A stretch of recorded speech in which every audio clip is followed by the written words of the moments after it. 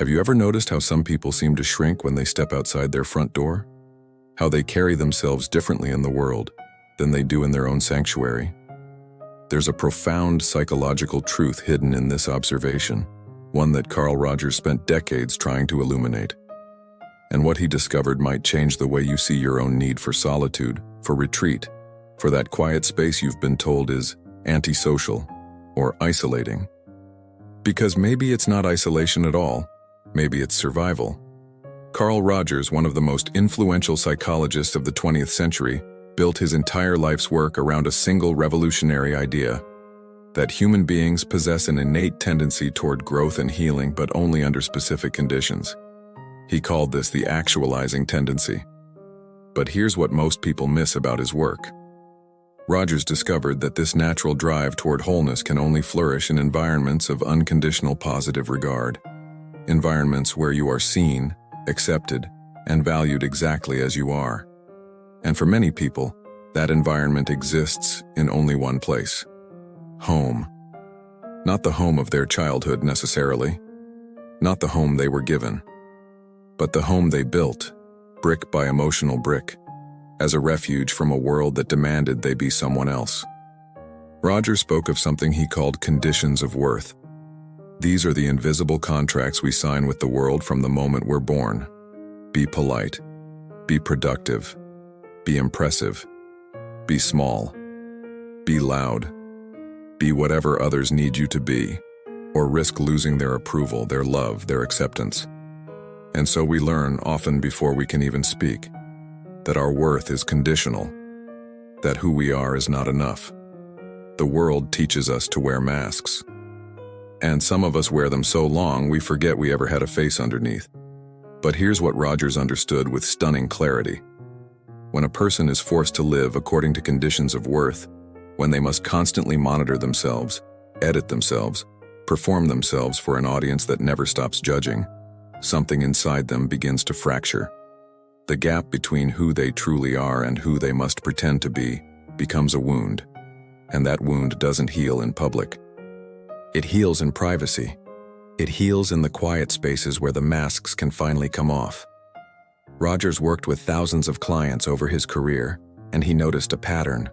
The people who struggled most in the world, the ones labeled as anxious, depressed, withdrawn, were often the same people who possessed extraordinary sensitivity, depth, and emotional intelligence. They weren't broken. They were exhausted. Exhausted from trying to meet the world's impossible standards. Exhausted from scanning every face for signs of rejection.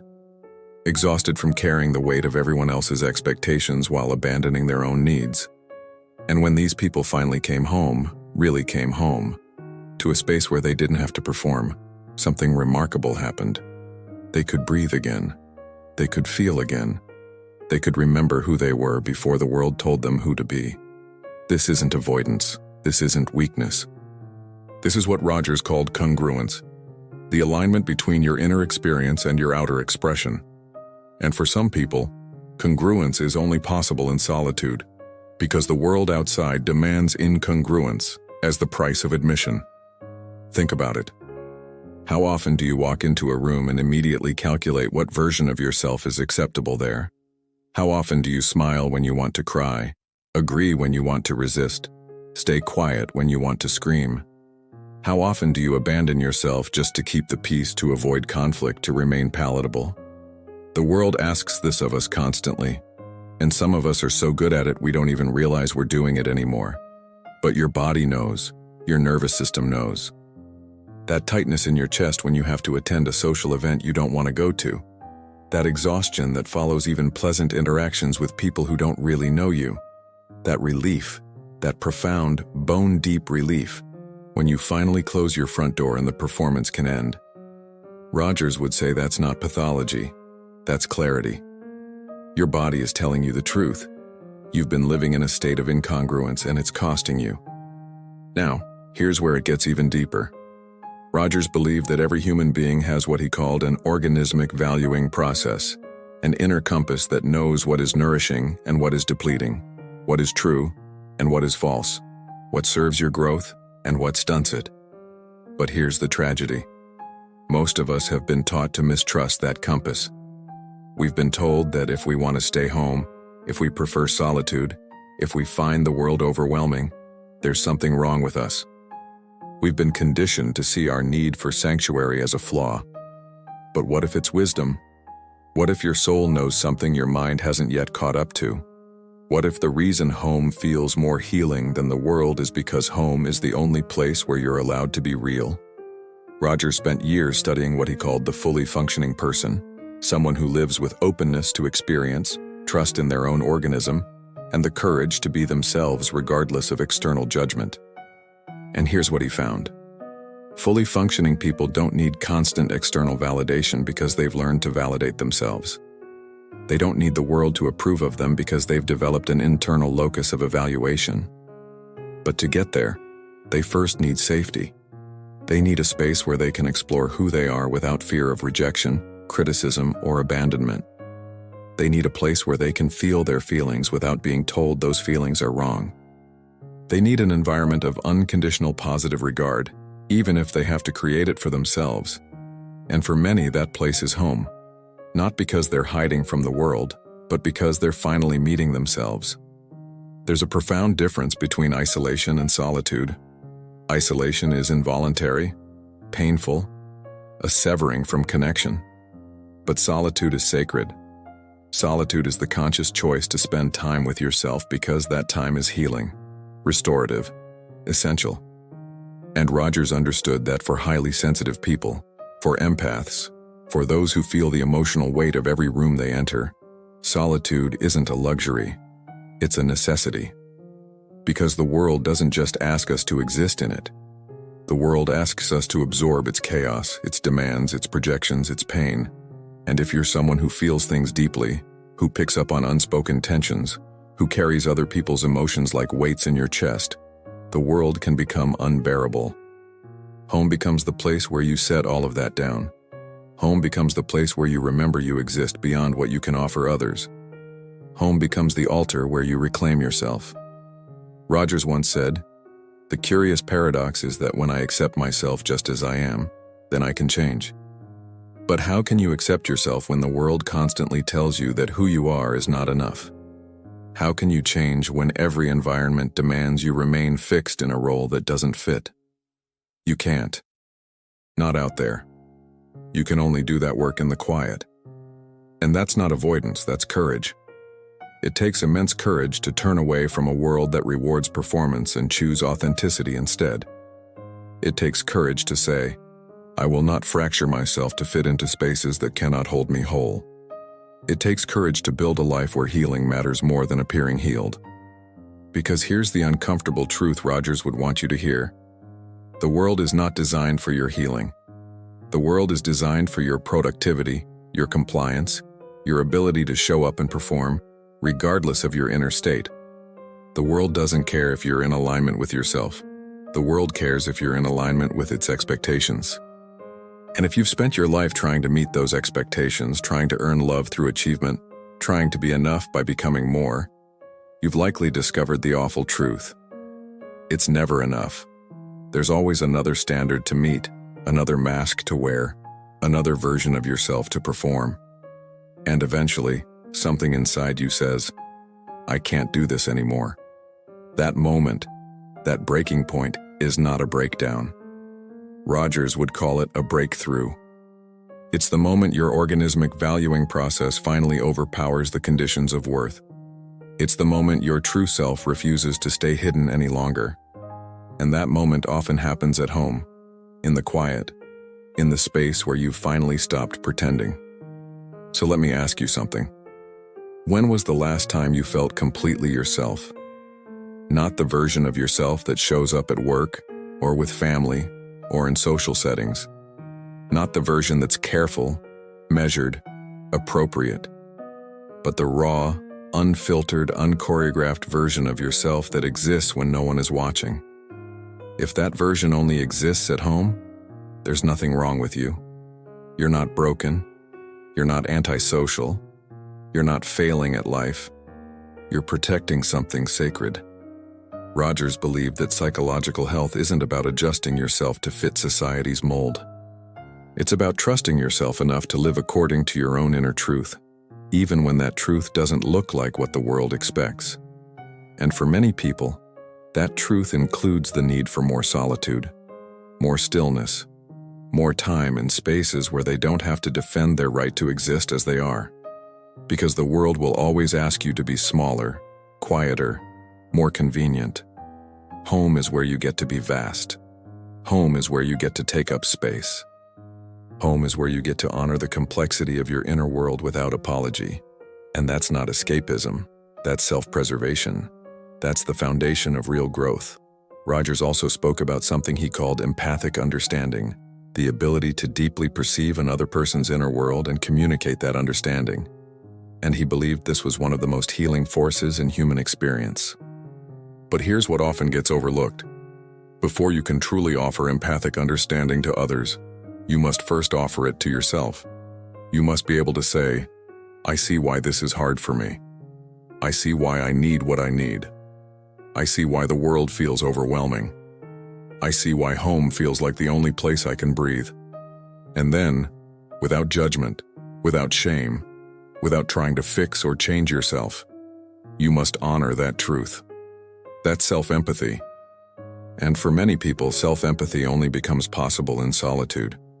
Because out in the world, we're too busy managing other people's perceptions, too busy monitoring our behavior, too busy performing emotional labor to have any energy left for understanding ourselves.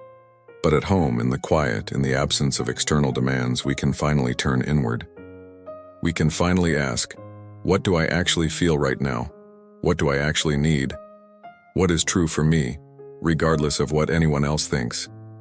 And those questions, those simple, essential questions, are the beginning of healing. Rogers believed that all human beings have the capacity for self-directed growth, that given the right conditions, we naturally move toward wholeness, integration, and authenticity. But the right conditions aren't always available in the world. Sometimes the right conditions only exist in the spaces we create for ourselves. And if you've created a home that feels more healing than the world, that doesn't mean you're avoiding life. It means you're choosing it. You're choosing your life over the life the world insists you should live. You're choosing your truth over the truth others have tried to impose on you. You're choosing alignment over approval. And that's one of the most radical acts of self-love a person can commit. Because the world will tell you that growth happens in discomfort, that healing happens in challenge, that transformation requires you to push through, to show up, to keep going no matter what. And sometimes that's true. But sometimes, the most transformative thing you can do is stop. Stop performing. Stop pretending. Stop abandoning yourself for the comfort of others. And come home. Come home to yourself. Come home to the quiet. Come home to the space where you can finally be honest about what's true. Roger spent his entire career creating spaces where people could do exactly that. He called it the therapeutic relationship, but it was more than that. It was a sanctuary, a place where people could bring their most wounded, most confused, most fragmented parts and be met with total acceptance. He didn't try to fix his clients. He didn't try to change them. He simply sat with them, saw them, and reflected back their own inner truth with such clarity and compassion that they could finally see it themselves. And in that seeing, they healed. But not everyone has access to that kind of relationship. Not everyone has someone in their life who can offer that depth of presence and acceptance. So they create it for themselves. They build homes that function as therapeutic spaces, places where they can be their own witness, their own compassionate observer, their own source of unconditional positive regard. And there's nothing pathological about that. That's self-actualization. That's what it looks like to take responsibility for your own healing. Now, I want to be clear about something. Rogers never suggested that people should withdraw from the world entirely.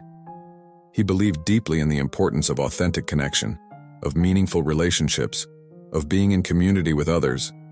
But he also understood that connection can only be authentic when it comes from a place of wholeness, not from a place of desperation or self-abandonment. You can't truly connect with others if you're not first connected to yourself. And for many people, that self-connection requires time alone, time at home, time in spaces where the noise of the world finally quiets enough for them to hear their own voice again. So if you're someone who finds home more healing than the world, if you need more solitude than the people around you understand, if you feel guilty for wanting to stay in when everyone else is going out, I want you to hear this. You're not broken. You're not antisocial. You're not avoiding life. You're honoring a truth about yourself that most people are too afraid to acknowledge, that the world is not designed to hold your full humanity.